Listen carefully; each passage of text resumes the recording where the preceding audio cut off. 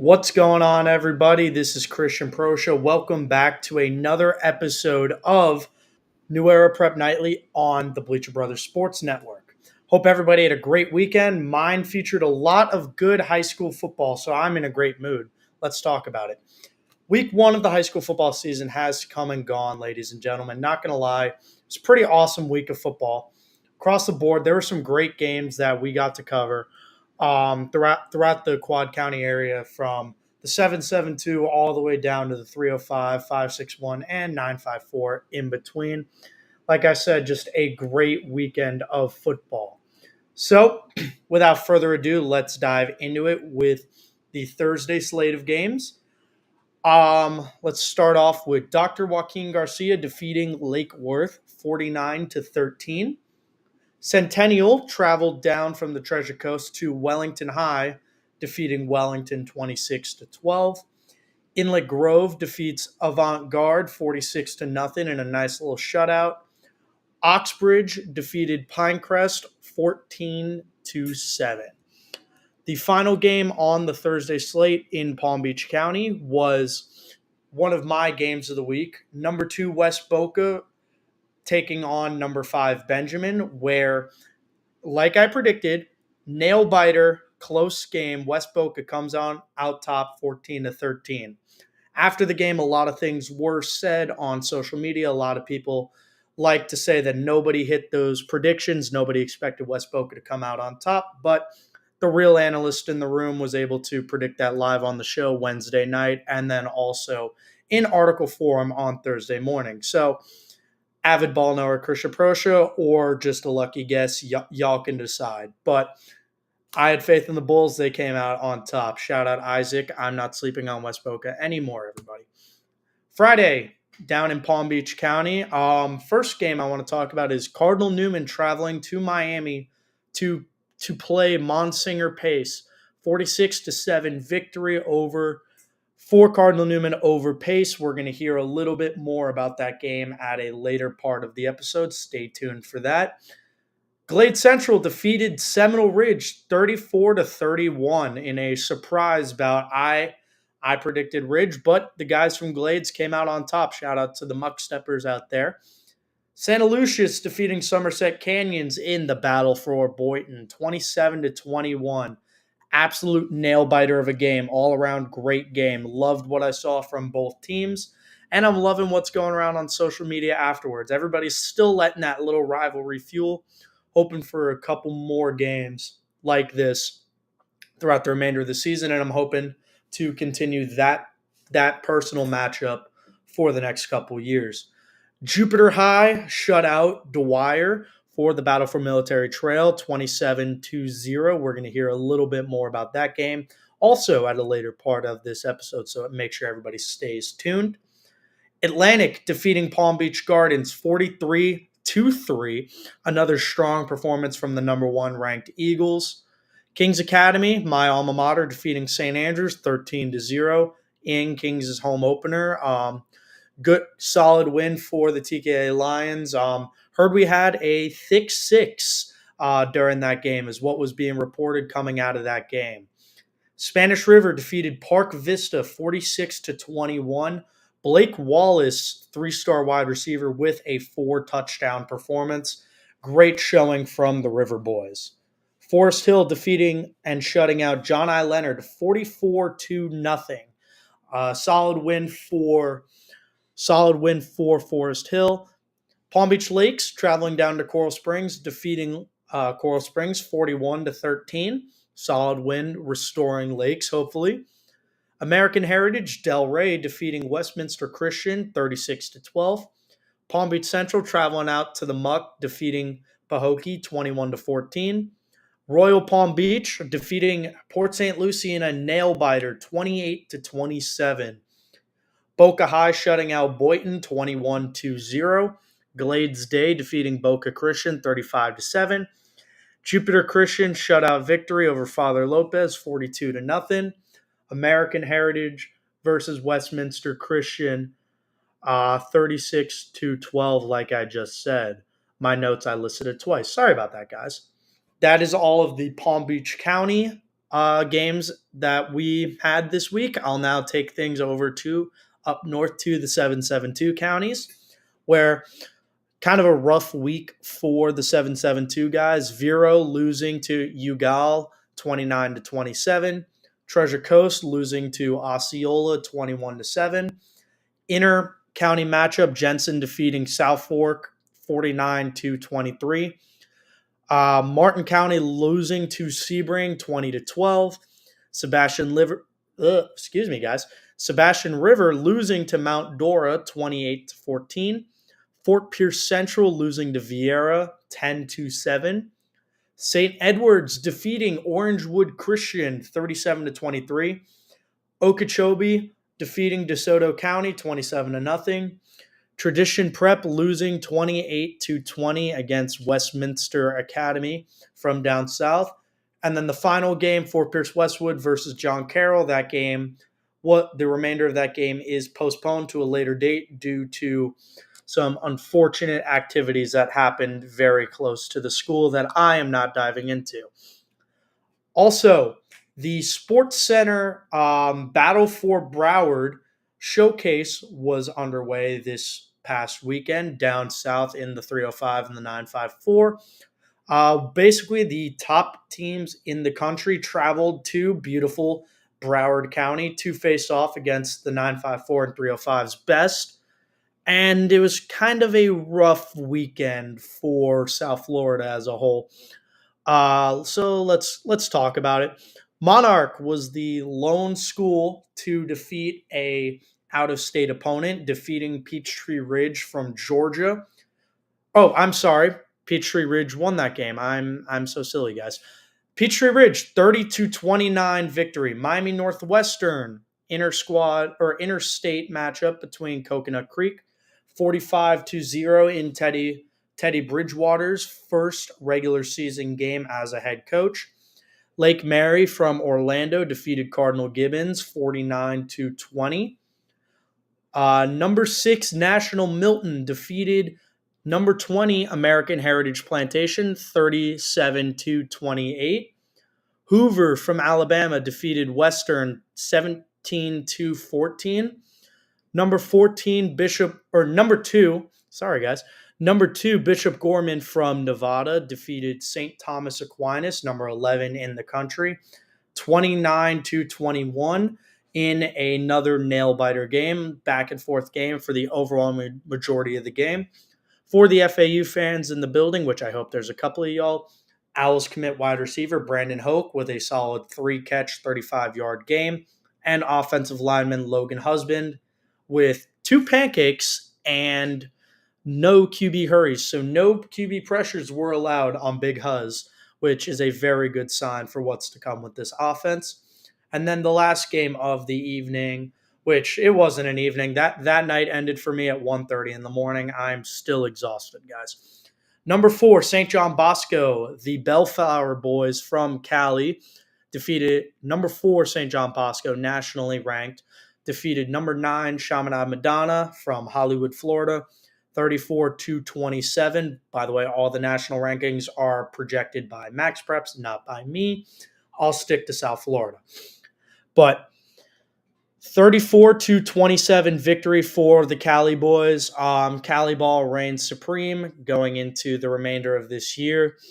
Solid performance overall from Chaminade's offense. However, they really couldn't get much done, unfortunately. A lot of screen passes, very vanilla offense.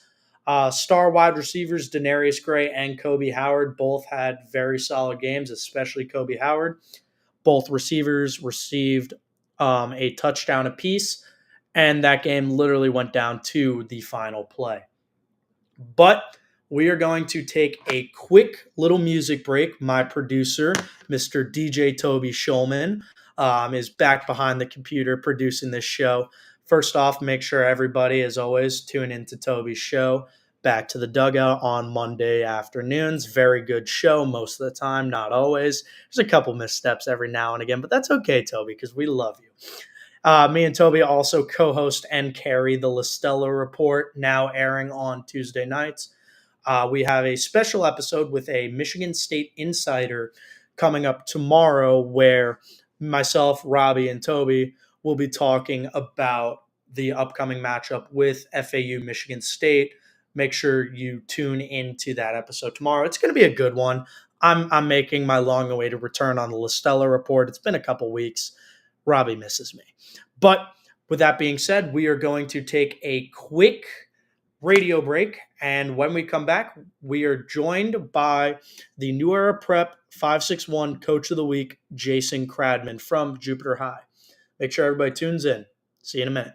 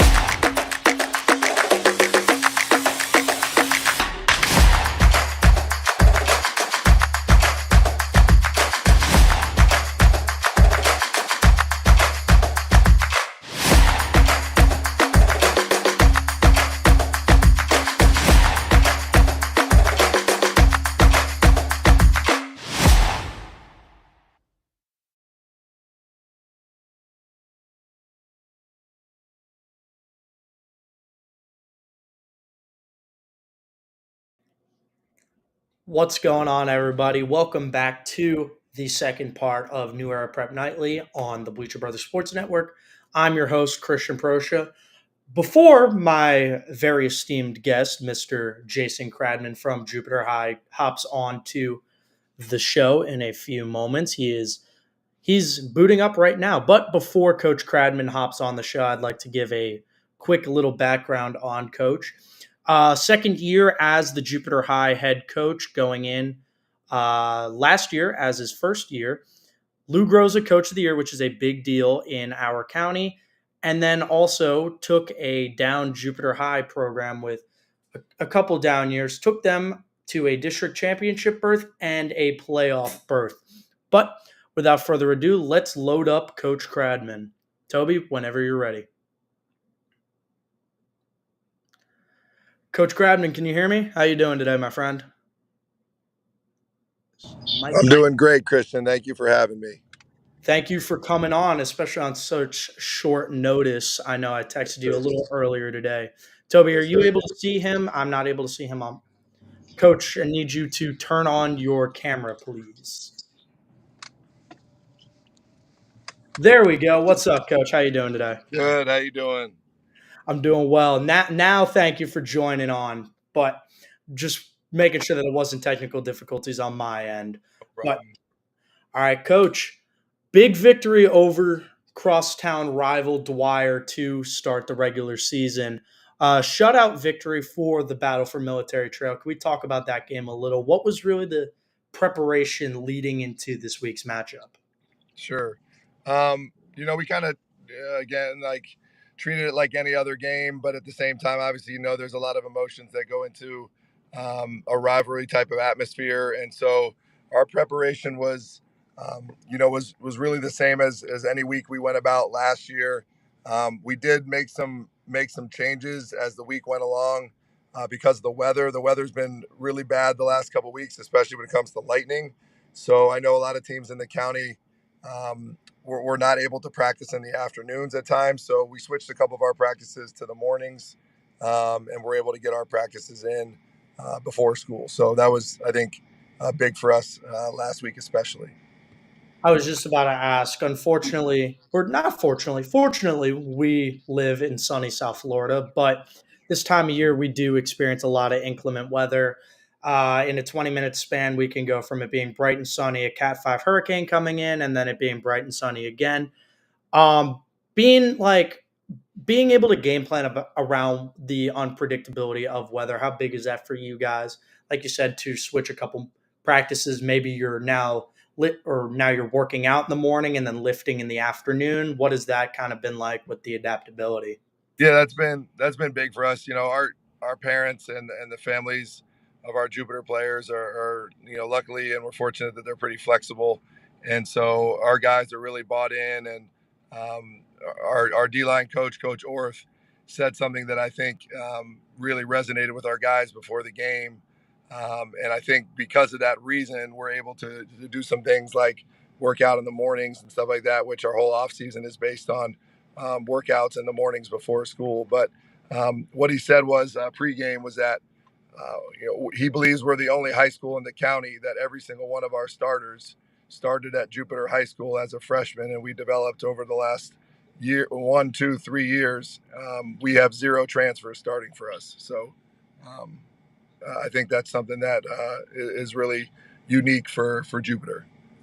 So now I just want to piggyback off of that because obviously that means a big buy-in and culture development at Jupiter High. Could we speak about just the standard of excellence in this program of developing the talent, not really trying to pull guys out of the quote transfer portal for high school because unfortunately that's the name of the game nowadays. As a coach, it could be either a good thing or a bad thing. But how have you really been able to develop the culture of just staying put and being your best self at Jupiter? Sure. We try to just develop kind of that next man up mentality, and we're not scared to play young guys. Um, we had some freshmen that played important roles for us a couple years ago, who are now sophomores and juniors. We are starting multiple guys, that are sophomores right now. We started a decent amount of sophomores last year, so we're not scared to play young guys. We also try to develop the guys we have in the program. We treat our JV roster as if they're part of the varsity. So our upper level JV players practice with the varsity program. We don't separate them. And then our freshmen and our lower level sophomore guys that are just maybe not developed yet or a little less experienced, they practice with our kind of our frosh soft team. So um, our JV guys are getting quote unquote the top of the line coaching from our best coaches, I guess is the way I would put it. They're getting coached up by our varsity coaches each and every day, and then we set aside some time for the JV guys to focus on their upcoming opponent whenever we get into the JV season. But since fall camp, those guys have been with us, so I think over the first year or so of their high school careers, they're not just being sent off to a backfield somewhere and getting coached up, by maybe a less experienced coach or not getting as many practices. They're getting and they're hearing the same terminology that they're going to hear on Friday nights when they're ready to contribute to the varsity program. So now taking a program with a couple down years to a district championship and then a playoff push, how have you seen this team really evolve over time? Sure. We're super young on offense. We zero skill guys returned from last year, um, and so we had a couple returning starters on the offensive line.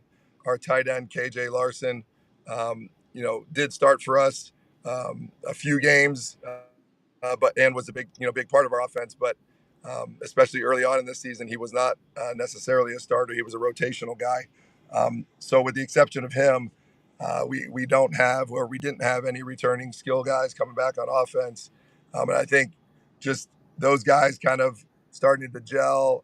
The West Boca game, obviously, you're going into a place where they have a lot of talent. I think that was a great opportunity for us to kind of see what it would be like to play, a high level program, and Coach Potts is doing a great job over there. And the adversity that we faced that night, I think that prepared us better for the Dwyer game. And then certainly our defense did return a number of starters. We had some guys that we held out kind of precautiously for the kickoff classic that did play for us against Dwyer this past week. So it was good to have those guys back on the defensive side of the ball. So now I want to really circle back on the culture side of this team.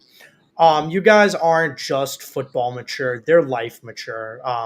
Jupiter High features, especially at the top of senior leadership, some of just the most smartest people I've ever talked ball with, and that really does say a lot to it makes a testament to what you guys have done with this program. How have you really seen that these guys have stepped into that leadership role and became like real leaders of this team? Sure. I think two things. One, I think Coach Tharp, who was at Jupiter before me, I think did an unbelievable job just kind of setting the tone for the program and, kind of righting the ship and getting the program headed back in the right direction and really, setting a standard of excellence so that all the players in the program kind of understood that there was a high bar, especially from an academic standpoint. And then he felt if the academics were right, everything else would fall into place. So we've kind of, since we took over a couple years ago, we've kind of, followed that lead, put our own spin on it. Wherever I've been, I always felt academics was huge. We have a 3.55 team GPA. We had the highest team GPA in the state for football the last 2 years in a row. So our guys they can, we're able to carry a lot of concepts and a lot of schemes that maybe other schools might not be able to because our guys can retain information, grasp information. We're running college level type of offenses and defensive schemes, and so our guys are just able to put themselves in position to where it helps us be successful on Friday nights because they can play multiple positions. We don't just have a Z receiver that can only play Z. All our receivers can play all the spots. We still have a couple guys going both ways, but I think at the same time, a lot of our guys, they're just able to translate it from the classroom to the field. So now 3.55 team GPA, that's impressive. With it being one of the top or being the top GPA in the state. And then obviously your team of nerds, as I like to call it, is really carried Yep. over carried over into college recruiting as defensive back Jaden Jackson recently committed to Columbia University in an Ivy League program. How has that really set a standard of for the younger guys of hey, this dude can compete on the field, but he's an even smarter dude in the classroom. He's even more prepared in the classroom than he is on the field. Right. Yeah, no question. I think Jaden obviously has a tremendous GPA. He's got, way over a 4-point GPA. He had numerous Ivy League schools interested in him. Our kicker, Brogan Wober, has a fantastic GPA. He's got Ivy League schools interested in him. Um, Joe DeSantis has a really great GPA as well. He's got a number of schools interested in him. We just have guys that are doing the right things in the classroom. D-Trey Runner has a top GPA, Muco Casella. So we just have a number of guys that have really solid grades, are leaders, in the community and do the right thing in school. And then they're the voice of our program in the locker room. And I think, sometimes you can't always have teams that are led by the coaching staff. When you kind of take that next step and your teams are led by the players and the players are holding each other accountable, that's when you get kind of a championship level program. And I think we're seeing some of that here over the last year or two. And then we just spoke about D-Trey Runner. I want to talk about him a little more. You guys named him your player of the game after a 6 tackle, 2 sack, 7 QB hurries, 2 TFL, and 1 forced fumble performance against Dwyer. How have you really seen him step up as one of the focal points of this defense? Sure. A young man who's been in the program his whole career, returning starter, multi-year starter. I think just does all the right things off the field, does all the right things in the weight room. Last year we had some tremendous linebacker play, and our D line obviously did a fantastic job as well. But a lot of what they were doing kind of opened it up for the linebackers, guys like Reagan Fowl and some of those guys that are playing behind him, Ryan Senecal. But D-Trey, just got incrementally better each and every week in our offseason program. And I think, certainly is starting to see those dividends pay off here his senior year. And just jumped off the screen when you watch the film of the Dwyer game this past week. And then another guy I want to talk about is the reigning New Era Prep Defensive Player of the Week, Reagan Fowl. with a 7 tackle, 2 TFL, 1 sack, and 1 forced fumble performance. It appears that every one of your guys is one of the guys in the front seven was getting to the quarterback at some point during the game, getting active. Everybody was getting fumbles, apparently. Let's talk about that defense. What has been really the mindset of this core of just attack every play and just be the best and dominate early on in the game? Sure. It starts with our defensive coordinator, Josh Brooks, and he's got a fantastic staff that, we've been able to assemble here. A lot of our coaches are teachers in the building, which I think is huge, making sure that we have eyes on our players throughout the day. But Coach Brooks, he's just really smart. He played at Jupiter. He went on to play college football. It means a lot to him that Jupiter has had some success here. Obviously, being an alumni, he cares, about the program and about the kids. Coach Orth, our defensive line coach, does a great job. Coach Runner and Coach Manak, our linebackers coaches, are both putting our guys in unbelievable positions to be successful. We do bring a ton of pressure from the defensive side, and then Coach Brooks, being the DC, heads up our defensive backs, and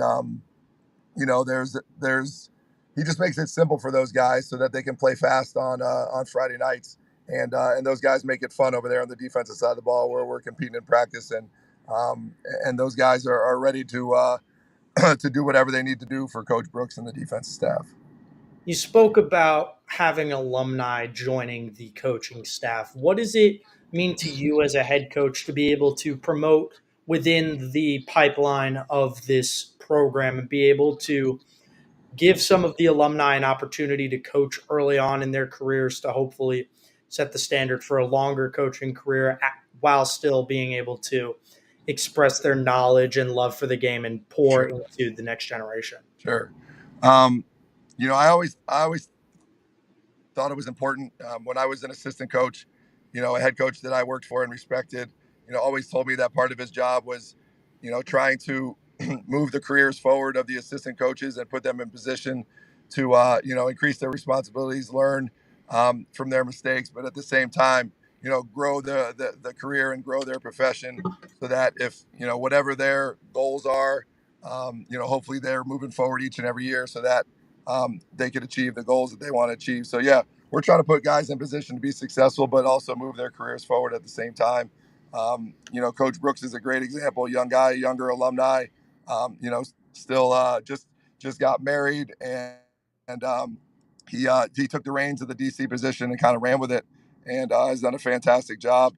Last year and then now, of course, into this season. But yeah, we have multiple alumni coaches, and I think I've always tried to get guys wherever we are and wherever we're putting the staff together.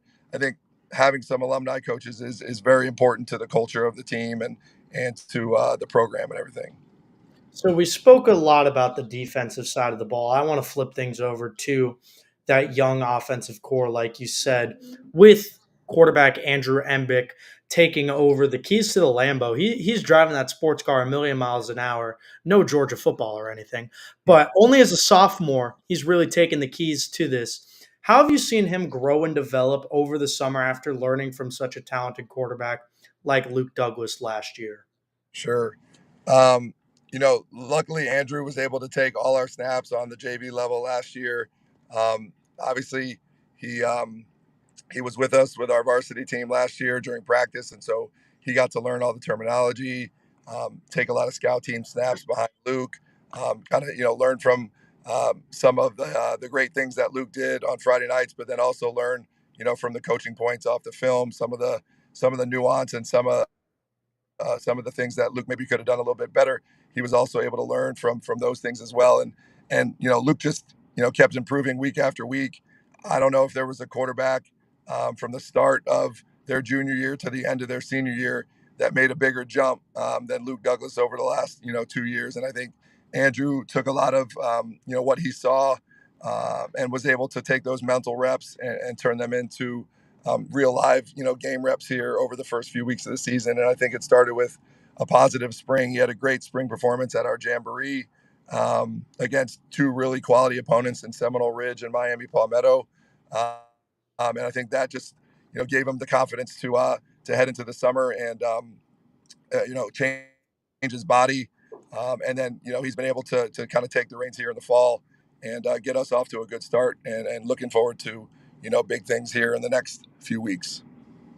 And then you spoke about the development of Luke and Andrew, but as a head coach, what is the transition like going from a quarterback with a lot of experience to a quarterback who has a lot of mental rep experience? Being able to go from that senior that dominated during his last year of eligibility into a kid who sat behind and learned.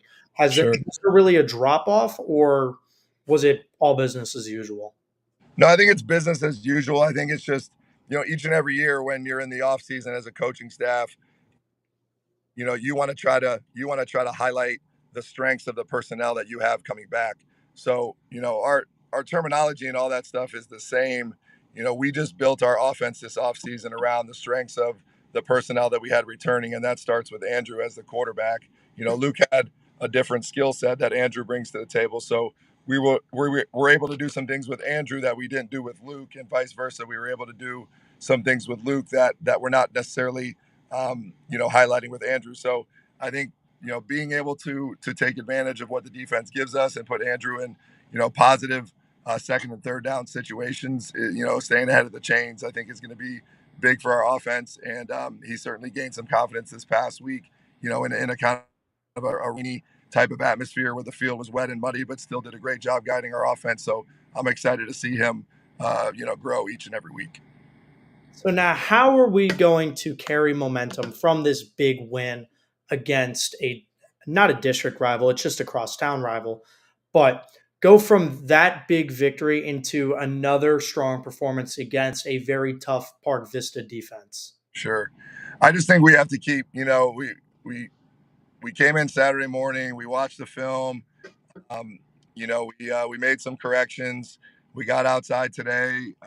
We had a great Monday practice. So I think just getting our guys focused on what's to come. We always talk about going 1-0, and the best team on our schedule is the next team on our schedule. So and that just happens to be Park Vista. So we're excited about playing Park Vista. I know they got a new coaching staff, but I know a couple of those guys over there. They do a really good job. They got high energy. They're going to be motivated to come to our place and beat us in our home opener. So our guys have to um, bring that extra motivation to make sure that our home opener goes the way we'd like to see it go. And then, like you said, we're going into week two, but it's the home opener. Being on the road for 2 consecutive weeks, and now being able to come home, play again, play in front of everybody's family, friends, loved ones, everything in between. What does that mean to you as a coach to really now have that home field advantage? Sure. I think it's important. We the first game was out at West Boca. It's I don't know, an hour or so away. So some of the parents weren't able to make the game, and then obviously with Dwyer being right down the road, a lot of them were able to be on hand. I think it'll be a good opportunity to being at home. We'll probably dress out a few more guys just because we're not getting on a bus, and so some of our younger guys may have an opportunity to be on the sidelines and dress out for the first time. So looking forward to that, and then just looking forward to a home game atmosphere. Our band does a great job. Our cheerleaders do a great job. Our athletic director Scott Selvage is meticulous and really does a fantastic job supporting all sports programs at Jupiter. But football Thursday nights and Friday nights are big, and then our administration, starting with our principal, Dr. Ionetti, always back us and support us. So I'm really looking forward to playing at home this Thursday. As a head coach, what does it mean to you to be able to have the backing and support from your administration, whether it's just school admin, like you said, principals and faculty, as well as a strong athletic department? Sure. No, I think it's huge. I mean, when when you ask for 10 things and at 9 out of the 10 they say yes, and on the 10th one they say I'm not sure, but we'll figure out how to get it done for you. That's important. I've been other places where you ask for 10 things and you get told no on 9 of the 10. So we're just trying to do the things that we feel put our young men in the best position to be successful, and I think our administration understands and sees that, and so they know when we ask for something, we're doing it in the best interest of the players and the best interest of the student athletes, and they're on board. And obviously that makes a huge difference day in and day out, and certainly gives our guys a better chance to compete. Jupiter High is a school with a very unique home field atmosphere. Like Florida State University, y'all love doing the war chant literally after every play. Everybody's doing the chop in the student section. What is that like? Just really being able to have that college game day type atmosphere at your home games, and no, even if y'all have like a 1 yard rush, we're hearing that war chant. Yeah, no, it's great. I mean, the community support is fantastic. Being essentially being the only public school in Jupiter. Obviously, we have Jupiter Christian, but being the only public school, I think that gives us an advantage over some other teams in Palm Beach County, where you have three, four, five schools in Boynton or in Wellington or areas like that. So I think it's important, to the community, and the school and the athletic department means something to the community. So they definitely come out and show love and show support for the football team, and we're very grateful for that. So now this question usually gets a lot of coach talk, unfortunately.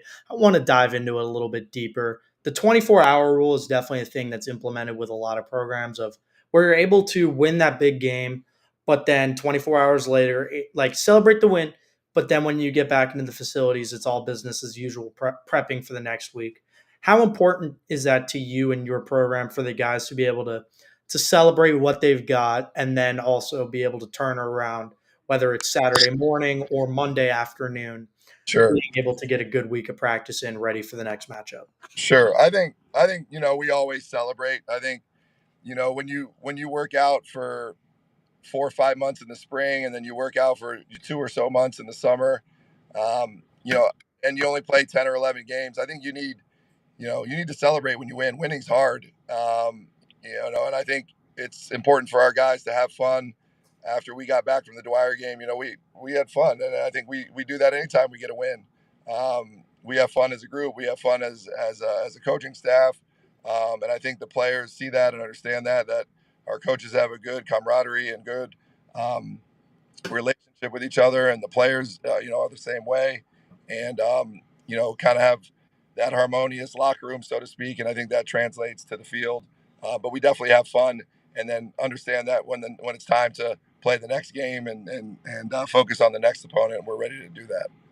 And then finally, my last question for you is being able to carry that momentum going into this Park Vista game and then hopefully coming into that game with the win, being able to really translate a lot of momentum into the remainder of the regular season, especially with you guys moving to a tougher district this year. What is that going to be like as just keep you guys red hot at all costs? Sure. I think we'll lean on our seniors. We have a really solid group of 15 or 16 seniors that um, are the kind of the backbone of the program, and just lean on those guys to mentor and guide our younger guys who are in roles that they've never been in before. Or definitely, playing in front of a home crowd for the first time this Thursday night for a lot of those young new starters. So it's going to be up to our senior guys to just make sure that everybody's focused and everybody's moving in the right direction. And that started with today's practice, and I think we got off to a good start. Hopefully, we get 2 more great days in, and then be ready to roll on Thursday. With such, I know I said last one, but I just had a really good follow up question. With such a short week situations, what is that like of being able to maximize every practice? Where maybe you have a game on a Friday or a Saturday, and then going into the next week having a Thursday matchup. What is those short week situations like as a head coach? I think we really have an advantage, and it kind of goes back to the question you had about our administration. We have a football class essentially every day, and Dang. we have a class that is made up of our varsity football team, where for the most part we weight train. But during the season, we'll weight train, let's say 3 days a week, and then we're able to do some film review in the class, and we're able to do a few other things in class that I think gives us an edge over some other programs that may not have that type of class or something similar to it. So yeah, it's definitely a big advantage for us for sure. Coach Cradman, I want to thank you so much for your time. First off, congratulations on the victory against Dwyer, and congratulations on being selected as Coach of the Week for this week. Before we let you go, once again, want to just wish you and the Warriors the best of luck going into this matchup against Park Vista. But now we are going to take a short little break, and when we get back, DJ Toby's playing more music, guys. But when we get back, I'm going to be joined with Cardinal Newman quarterback Mr. Jiron Hewley. But Toby, we're going to send this to commercial for a short break. We will be back in a moment. Thanks, Christian.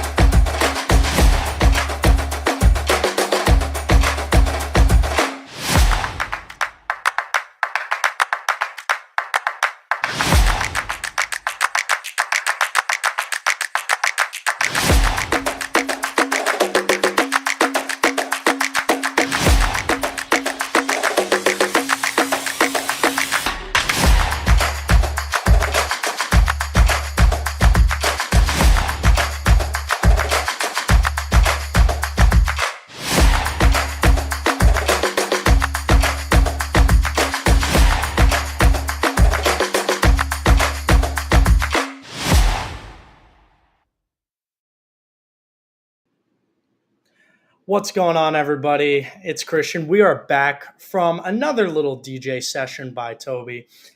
I love those drums so much. It reminds me of College Football 25. We just have to play it again. We had to play it twice, even 3 times today. But before we get into our next interview, I want to give a little background about Mr. Jiron Hewley from Cardinal Newman High School. Jiron is a 4-star quarterback athlete in the class of 2026, one of the highest rated recruits that we have here in Palm Beach County. This past weekend, Jiron threw for over 300 yards and 3 passing touchdowns alongside 2 rushing touchdowns for the Crusaders' 49-7 victory over Monsignor Pace from Miami. As we get into this episode or into this quick interview, because Jiron's dealing with some family stuff right now, so I'm honestly just stalling for time for a quick second. But Jiron is a dynamic athlete where he's able to play multiple positions and excel at both of them, being able to play quarterback, but also receiver and defensive back. So I'm personally really excited to get into questions like that on how he's really matured as a passer. Cardinal Newman going into last week's game had, like I said, 5 touchdown performance from Jiron in the air and on the ground. They also had a 150-yard and 2 rushing touchdown performance from senior running back and Louisville commit Mr. Jaylen Brown. No, not the guy on the Celtics. He's better. But so Jiron is going to be joining in a few moments.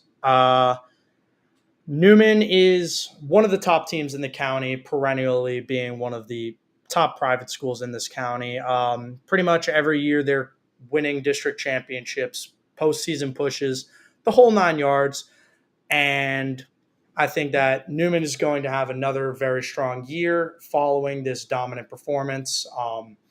They go into next week. I'm really excited to hear Jiron's thoughts on this game. He said he's joining in a second, but Toby, you maybe want to hop in on a quick second, just say hi to everybody, DJ it up a little. Sorry, man. I'm drinking some water. Like I'm thirsty. I want somebody else to talk. I know y'all don't like my voice. We'd rather have the melodic voice of Back to the Dugout, Toby Schulman. So whenever you're ready, Toby, please hop on. Hi, Toby. What's up, bro? Dude, how you doing today, my friend? I'm good, man. I wasn't expecting to be on the show tonight, but I here wasn't I am. either. But yeah, like I said, Jiron's dealing with some personal matters right now. He's running to the car really quick. But Toby, Coach, thoughts on Coach Crabman? How do you think that interview went? Let's talk a little bit about Jupiter football. I know very little about Jupiter football, Christian, but that was a solid interview. Coach, he gave some great stuff there for us, and appreciate his time, obviously, coming on the show because yeah, we know how busy the football season is around here, especially during this time. So obviously, really appreciate everything there. And then going into this week, you think Jupiter comes out on top in their home opener against Park Vista, or what's your analytical prediction? You're putting me on the spot here, bro. I don't know. You told me Park Vista was a sleeper, or I thought I heard that. So Yes. I don't know. I might have to ride with the Park Vista boys, but All right, I like it. Don't let Coach Cradman hear that, but maybe we got a little upset on our hands. We'll get some in-depth analysis for that on Wednesday. But Mr. Jiron, the Snowman Hewley, has entered the stage, so let's throw him on the show. Jiron, how you doing today, brother? I'm doing good. How about y'all? I'm doing well. How was practice today, my friend? It was good. Well, we're getting ready to hit the road to go face on Carroll Wood Day in Tampa. So now having matchups both down in two matchups down south and then going out west to Tampa. You guys haven't hit your first home game. What has it been like really walking into enemy territory and hoping to end somebody's home field advantage pretty early on into the games? I feel like it's been good. It's been great going into people's field. Cause people don't expect us to go in and to win. They expect them to come because it's their home field advantage. They think they're gonna just come walk the field, win their home games, and like it felt great. Like we came in, like shut them up. They came out talking trash. So like we came out, put on the show, and we're shocking the road so far. So now, I want to ask you this because this is honest. You have my favorite nickname in high school football. How did we get the Snowman? What was that? What's the backstory on that? No, so when I was a baby, when my mom first had me, my auntie she had walked in the room and seen me, and I guess I was a white baby, and she just started calling me Snowman because I guess I was white, and I just stuck with it from that ever since. I like it. That's cool. Really being able to tie family into your legacy as a player and really be able to bring that onto the field every Friday, Thursday, or Saturday. But let's get into the fun questions. Being one of the most dynamic athletes, being one of the most athletic guys in this county, how have you really been able to add your athletic abilities into the offense, especially as a quarterback? Uh, I don't know really. It just like like I tell people, it's like you can't find too many people that can do what I can do. Like I'm very talented and I'm very gifted to be able to be blessed to be able to play different positions and come out and put on a show for everybody. Like you can't go and like find like somebody from anywhere that could play three different positions in one night and play the full game in those three different positions and dominate. Like, you really can't find nobody that can do that. and I'm blessed to be able to do that. Like I'm very very blessed, and I gotta appreciate like my mom for striving me to be the greatest, and she pushed me every day to like just keep waking up, grinding, and trying to be the best to make it to where I want to make it. And yeah, And then, like you said, you have experience playing wide receiver and defensive back.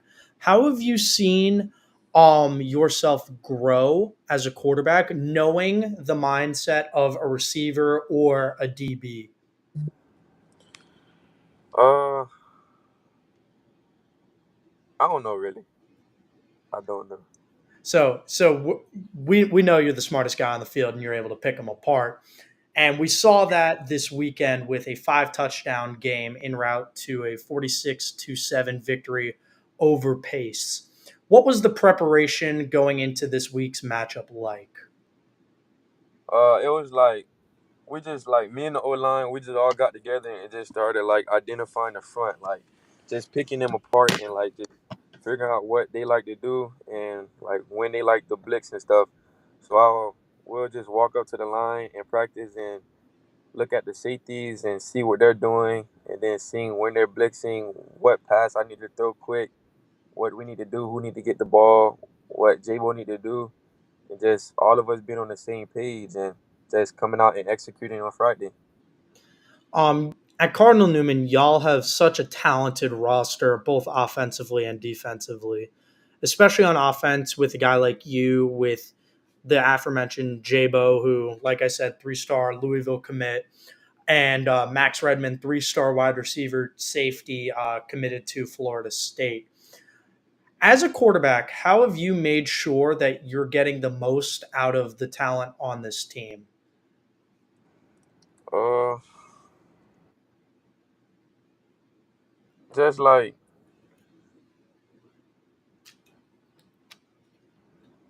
I wouldn't say like me getting the most like looked at. I would say like we all get looked at like because they've been getting seen before me. Because I was at Glaze Day and too many people wasn't knowing who I was, and they've been playing at Newman with Coach Jack and stuff. So I think I got to Newman, and that's when I started blowing up more, and just being with Josh and Kev and all them, and being able to ball at that next level. That's what kind of like helped me get on that track of blowing up more. Football has really evolved, even in the past couple years. Quarterbacks have gone from a traditional pocket passer like a Tom Brady or a Drew Brees into more athleticism with guys like Lamar or CJ Stroud. How have you seen yourself really take that step while using your athleticism into being a pro style quarterback? Uh, I don't know. That's really just. I'm gonna just say this. Working out with Oliver Bozeman, he really taught me everything. I'm gonna give a shout out to him. Without him, I wouldn't really know like what to do in the backfield. He taught me pretty much everything, like reading the defense, picking them apart, when I need to use my legs, when I don't, because I really can do it all. I can run, I could throw in a run. So yeah, with him, he really helped me, and I appreciate him. Coach Bozeman is one of the greatest quarterback coaches in South Florida. When I got to go out to one of his practices, first off, you were there. We were having a great time. But then all the other guys that were there, just absolute talent at both the high school and the collegiate level. How have you really like you said, you've learned a lot from him. What has been the biggest thing you've taken away from those sessions with him? Just just him giving us him just giving us what he used to do when he used to play at those big time levels, and us taking all the feedbacks of what he used to face and us seeing it now to be prepared for that next level in college, and then when we make it to the league, so we don't have to be like, oh, we wasn't prepared for that. He's already teaching us that. So now when we already get there, okay, boom, we get out there, we execute it. Like, so yeah, that.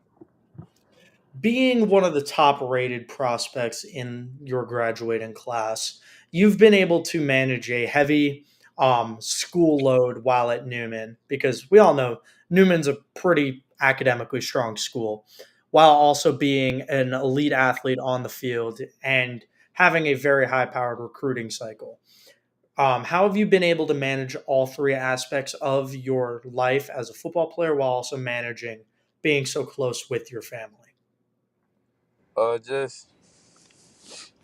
Just making sure my family comes first. Like always putting them above anything. Like if I have trouble, just talking to them about it could be about anything. Cause I have a family that loves football. Like my granddad, he has I want to say 5 state titles. Uh, they started with him, and then now I got uncles that either they're coaching college football or they played it in the NFL. So just it's just a legacy. So I'm like just trying to continue what they started and just trying to do better and just keep accomplishing goals. To be honest, And then with that legacy of everybody in your family coming before you, what is the legacy you want to leave on South Florida when your high school career is done? I want everybody to remember. I want everybody to remember who I was and what I did in high school. I want them to remember who Jaron Hughley was and what he did at Carter Newman. Jiren, I want to thank you so much for hopping on the show. First off, congratulations on winning weekly MVP week one. Not a bad way to open the regular season. But now going into next week, I just want to wish you and your team the best of luck going into that fun little drive up to Tampa. But I'm going to let you get back to spending some time with your family. I hope you have a great rest of your night. Thank you. Yes, sir. And then Toby. All right, everybody. Just wanted to say thank you first off once again to Jiren and Coach Cradman for joining the show. Thank you to everybody that tuned in.